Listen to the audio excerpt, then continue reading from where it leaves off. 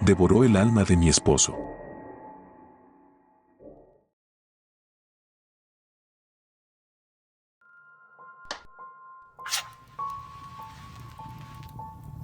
Hola a todos, me llamo Luisa y vivo en México. Esta historia que les voy a contar sucedió hace 10 años en el 2012. Resulta que vivo en las afueras de México, en la zona rural, donde las casas alrededor son de un estilo colonial, de ya hace varias décadas atrás. Vivo en una de esas casas antiguas con mi esposo Henry y mi pequeño hijo Pablo.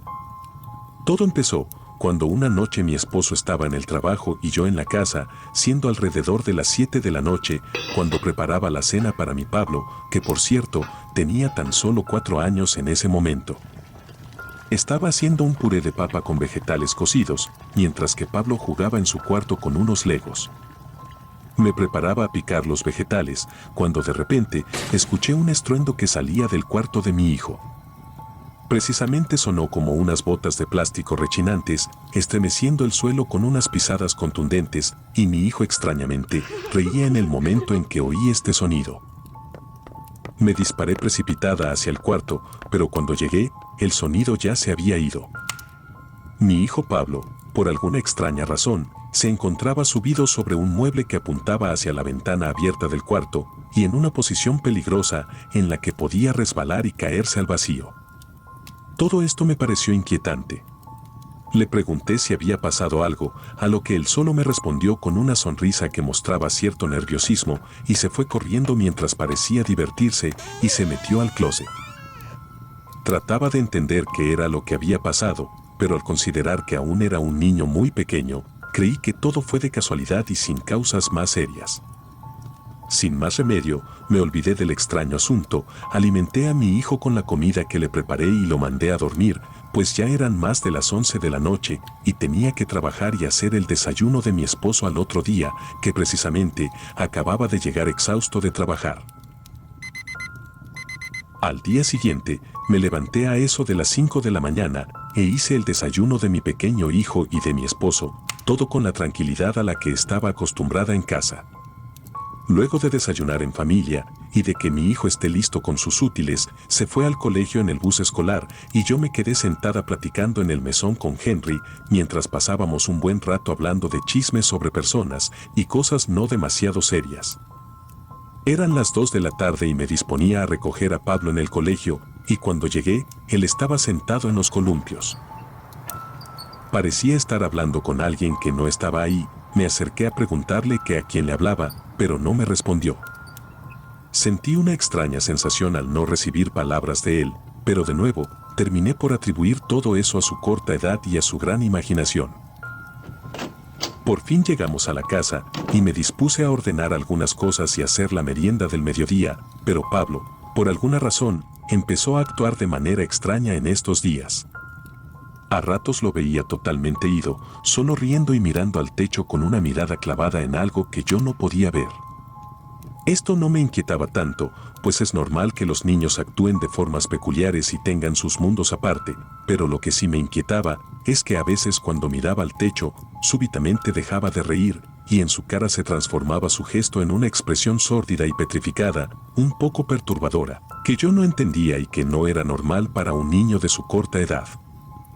Las semanas pasaron y nada demasiado relevante sucedía. Mi vida seguía igual, dedicándome a mi hijo y pasando buenos tiempos con mi esposo y haciendo mi trabajo, lo normal del día a día.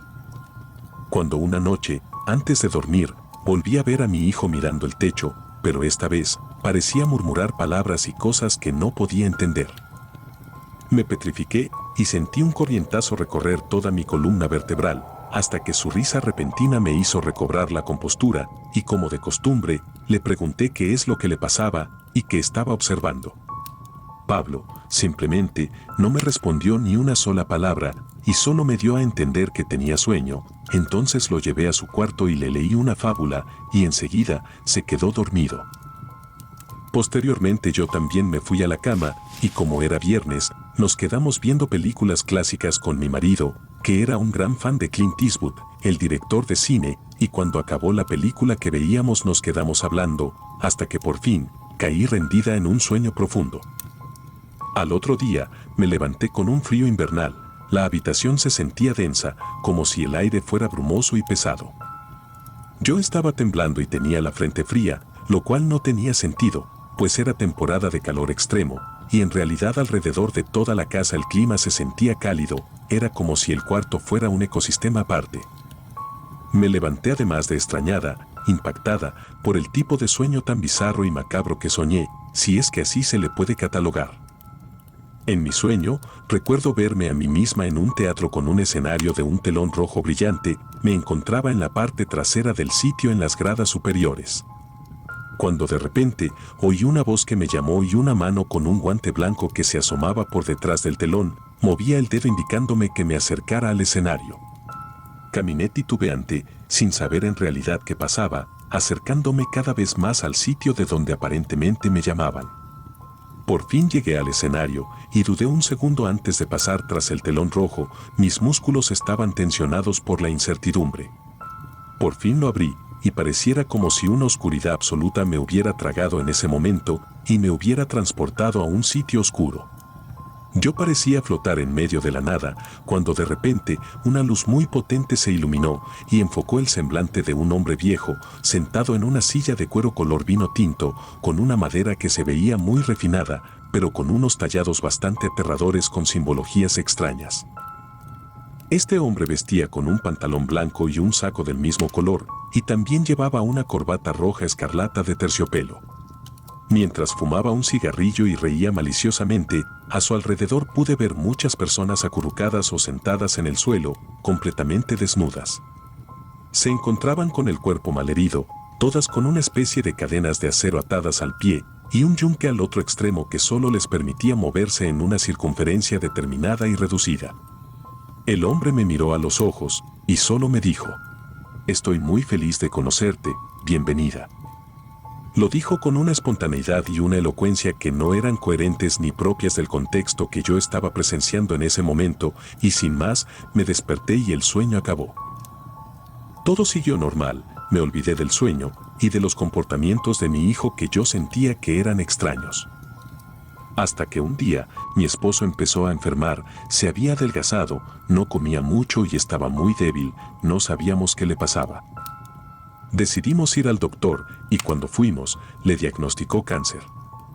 Yo estaba devastada, empezamos con sus tratamientos, pero lastimosamente mi esposo no logró soportar la quimioterapia y un fatal día de marzo, falleció. Todo había pasado tan rápido, yo caí en una depresión profunda e igualmente mi hijo, que en ese entonces ya tenía 9 años. Ya habían pasado 5 años más desde la muerte de mi esposo, y mi hijo y yo nos habíamos mudado a un apartamento en el sur de México, en una zona mucho más citadina. Recuerdo que mi hijo tenía un diario en su mesa de noche que sinceramente siempre había tenido la curiosidad de leer. Un día, cuando mi hijo se encontraba fuera de casa, yo estaba hojeando viejos recuerdos y álbumes fotográficos y decidí pasarme por el cuarto de Pablo y vi el diario encima de la mesa. La curiosidad y la picardía me ganaron, así que terminé por sucumbir a la tentación de hojearlo. No vi nada del otro mundo, solo confesiones y escritos sobre sus pensamientos, sobre sus novias y otras cosas más. Sin embargo, llegué a la última página del diario y había un escrito que llamó mi atención. Este decía: «Son las 10 de la noche y mis pensamientos no me dejan dormir, empiezo a acordarme de mis momentos de infancia, todo era muy feliz en ese entonces. Sin embargo, tengo recuerdos borrosos de un amigo imaginario que probablemente tenía. Nunca se lo conté a mamá, no por no querer decírselo, sino porque simplemente creo que era un niño sumido en su mundo fantástico y no sentía la necesidad de comunicar estas cosas. Recuerdo con cierto terror a mi amigo, era un viejo de vestido blanco y sonrisa ridículamente pronunciada, recuerdo que me decía que jugáramos a las escondidas y recuerdo que lo hacíamos. Como aquella noche en que me escondí en el armario después de que mi madre fuera a darme las buenas noches, me parecía divertido en ese entonces, aunque a ratos me sentía amenazado por él. Se comportaba de formas muy raras y por eso dejaba de reírme y me ponía serio. De vez en cuando me decía que él y mi papá iban a ser muy buenos amigos en el futuro y que no se aguantaba las ganas de invitarlo a su casa. Con el tiempo y la edad que he adquirido, no sé si esté completamente desquiciado o lo que piense sea verdad, pero siento y creo que este ser ha sido el causante de la muerte de mi padre, y esto nunca me lo podré sacar de mi mente. Espero que escribiendo esto en mi diario me desahogue y me saque esta locura de la cabeza, pues sinceramente ya no lo puedo soportar más. Fin del diario. ¿Te gustó el relato? Suscríbete gratuitamente a Relatos de Terror, dale like al video y deja un comentario en la parte de abajo, me estarías ayudando mucho. Gracias por llegar hasta aquí.